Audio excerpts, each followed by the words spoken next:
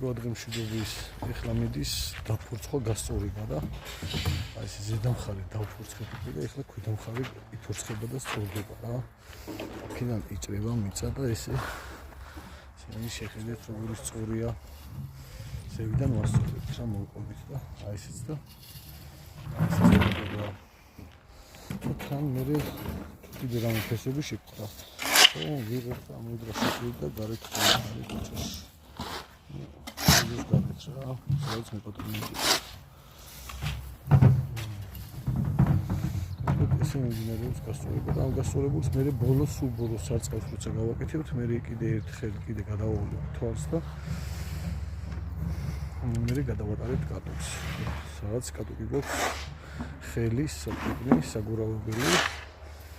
დაახლოებით არის 70 კილომდე. ეს ესე მიმდინარეობს და ლამაზდება.